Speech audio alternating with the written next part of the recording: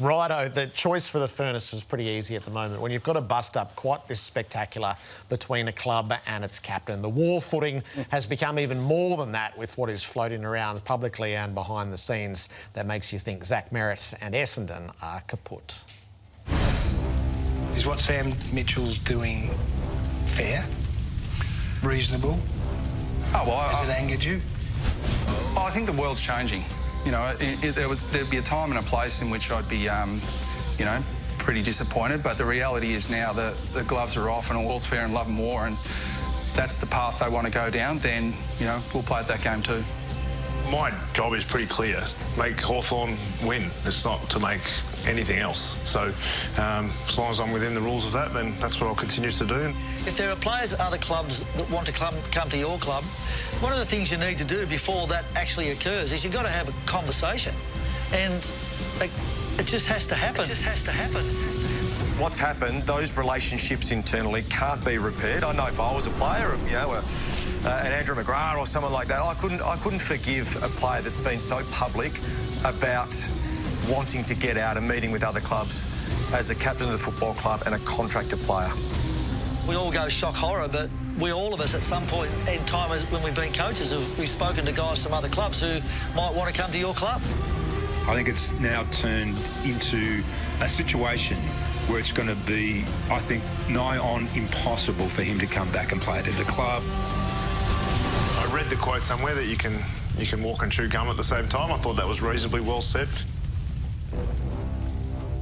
That is a hot furnace. Real or overreaction out of that. And Whisper's been so good. It's nigh on impossible to see Zach back at Tullamarine. There's another saying, you can't put the toothpaste back in the tube, Jerry. Right. We're going to start trotting out these quotes and analogies. There ain't any chance, in my eyes anyway, he's going back. Not what we've seen transpire in the past, I'd say 4 days. You've got players now that are going public and expressing their disappointment. For me, that's the biggest one out of everything that's happened.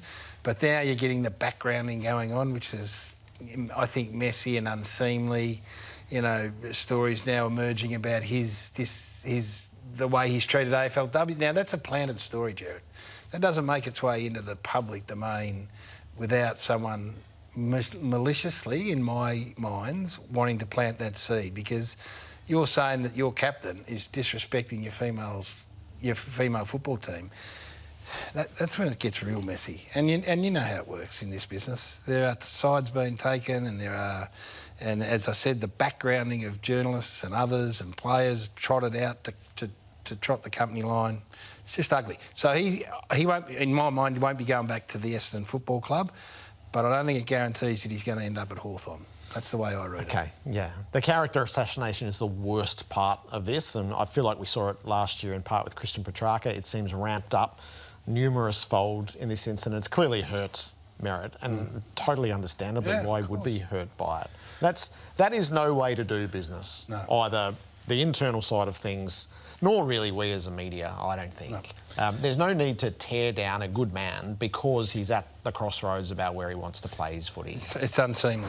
This Zach Merrett story just gains steam by the day, doesn't it? It's full-blown civil war at Tullamarine, Lauren. We're witnessing one of footy's ugliest divorces right in front of our eyes, and it's getting worse day by day. It certainly is. So I'll give you boys the latest. Our colleague Jay Clark, of course the chief football writer of the Herald Sun, is reporting tonight that relationships have effectively hit a new low between Zach Merrett and his club at Essendon. Worth noting, of course, he is the captain. Let's not forget that. Now, Jay is reporting tonight that Merrett has been completely shattered by a claim of disrespect towards the club's AFLW players that was made in a television report last night. He reports that it stems from an extra goal-kicking session where Zach was effectively kicking, I think it was 4 shots at goal, Jay reports in that extra session, while the women's team were also training at that end of the facility. He then moved on in consultation with the assistant coach, Ben Brown. I think everyone, certainly from the Merritt camp, felt like, you know, things was sort of resolved in that particular moment. Obviously, things have blown up again over the last 24 hours. Now, they have denied the claims basically in no uncertain terms, Glenn, and really see this as an attack on Zach and, I guess, undermining from, I guess, club figures behind the scenes. Yeah, blown up is the appropriate word, isn't it? This has gone nuclear and it's gone beyond the point of no return. We probably always thought it was in that situation, but now there's absolutely no doubt about it. He won't be at the Essendon Football Club next year. You look at the whole situation, you know, with Jay Clark's exclusive report, it must be heartbreaking for Essendon supporters to actually you know, put themselves reading through that. They must be thinking, how the hell did we ever get here? That this captain of this football club is so disgruntled, and what it is, as you said a moment ago, Barnesy, this is as ugly. I've been in footy a long time. This is as ugly a stoush as I can remember between a captain and his club, with claims, counterclaims, and all that sort of stuff, leaking and all that sort of stuff there. He's shattered by the claims of selfishness, as we know, and the statements, particularly that were put out by his teammates, Nick Martin, and also Mason Redman as well, Barnesy. So, yeah, it's interesting, isn't it? It's just dwindling worse and worse by the day, and we're now counting the days until we next see Zach Merrett in public. We're expecting he will sit at the Essendon table at the Brownlow next to his, I guess, ex-teammates. That's the captain you're expected to be there at the Brownlow. And then the best and fairest is October 2. Well, that's the one, isn't it? October 2 is the best and fairest. Is he going to be there? I think the theory was that he was going to be there, that he was pretty keen to go. He's going to win. He was going to win. A 6. Do you think about that? That's 6 Crichton medals. This is the level of royalty at Essendon. This is the level of royalty. So you've got James Hird, who's won 5.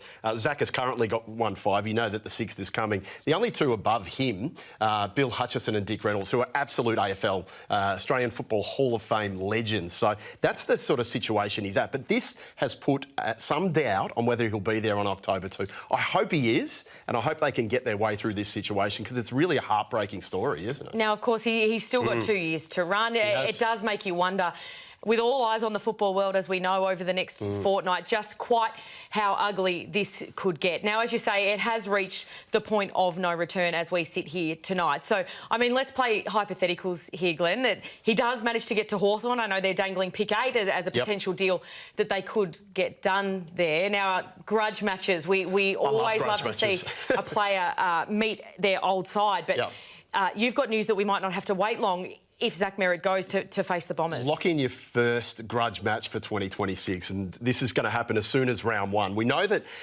as soon as round 1. So we'll have Essendon and Hawthorn in round 1, not opening round, but in round 1. They've got a gentleman's agreement. I think the gentleman side of it might have been taken out by the last couple of weeks. They've got a gentleman's agreement where they like to play Essendon and Hawthorn. Round 1, big crowd, Melbourne, getting as many people. It's Essendon's home game, the flip side to next year. So it's their home game. So you think about all those Essendon supporters going there. Zach wants to go to Hawthorn. There's no doubt about that. So we're in a situation where he could be playing round 1 against Essendon, his old side, with, the full force. There were 80,000 there this year, so we could get even more to that next year. So it's going to be fascinating. There's no lock-in deal at the moment, but this gentleman's agreement, both clubs are expected to put in that scenario. Astounding to think too, and of course Hawthorn could have a premiership flag in the back pocket by then as well.